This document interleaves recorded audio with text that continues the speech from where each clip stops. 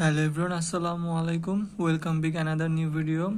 এই ভিডিওতে আমরা জানবো আমাদের ব্লো রুম থেকে যে ল্যাব তৈরি হয় কনভেনশনাল লাইনে, সেই ল্যাবে কি ধরনের ফল্ট থাকে বা ডিফেক্ট থাকে।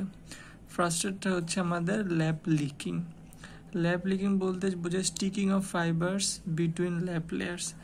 ল্যাব লেয়ার্সের মাঝে যে ফাইবারগুলো থাকে এগুলোর মধ্যে যদি স্টিকিনেস থাকে তাহলে সেক্ষেত্রে ল্যাব লিকিং দেখা যায় ব্লো রুম ল্যাবে।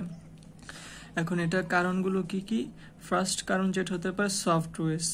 আমাদের লে ডাউনে যদি সফট ওয়েস্টের পরিমাণ বেশি ইউজ হয় তাহলে আমাদের ল্যাব লিকিং টেন্ডেন্সি বেড়ে যায়। সফট ওয়েস্ট বলতে কি বোঝায়? নর্মালি হার্ড ওয়েস্ট আমরা জানি সুতা থেকে যে ওয়েস্টটা আসে ওটা হার্ড ওয়েস্ট। এছাড়া বাদ বাকি স্লাইবার, নিউমাফিল, আদার্স যত কিছু ব্যবহার করে লে ডাউনে সেটা সফট ওয়েস্ট। তারপর র্যাক প্রেশার। র্যাক প্রেশার যদি ইনঅ্যাপ্রোপ্রিয়েট থাকে, মানে প্রেশার যতটুকু থাকা দরকার সেগুলো যদি না থাকে তাহলে ল্যাব লিকিং হয়। তারপর ফ্যান স্পিড। ফ্যান স্পিড যদি বেশি থাকে তাহলে ল্যাব লিকিং হয়। বিটিং স্পিড বা বিটারের স্পিড যদি বেশি থাকে সেক্ষেত্রে ল্যাব লিকিং হয়। তারপর হানি ডিউ কন্টেন্ট। ফাইবারের মধ্যে যদি হানি ডিউ কন্টেন্ট থাকে তাহলে ফাইবার টু ফাইবার স্টিকিনেস বেড়ে যায়, যার কারণে পরবর্তীতে ল্যাব লিকিং দেখা যায়। তারপর কম্প্যাক্টিং অফ ল্যাব। ল্যাবের কম্প্যাক্টিং যদি ইনঅ্যাপ্রোপ্রিয়েট হয় তাহলে ল্যাব লিকিং বেড়ে যায়। তারপর ড্যাম্পনেস ইন কটন।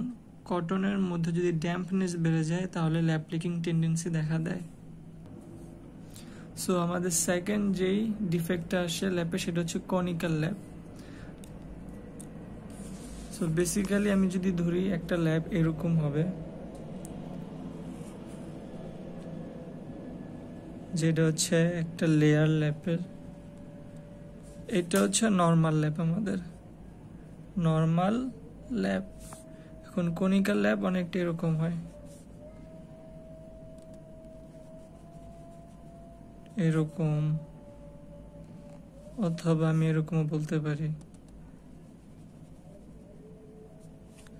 তো এই ক্ষেত্রে আমি যদি চিন্তা করি এটা টপ পজিশন, এটা বটম পজিশন। তো top position to bottom position always সমান্তরালের দিকে ডিস্টেন্সটা। এটা নর্মাল ল্যাব। আর এই দুটো কনিক্যাল ল্যাব।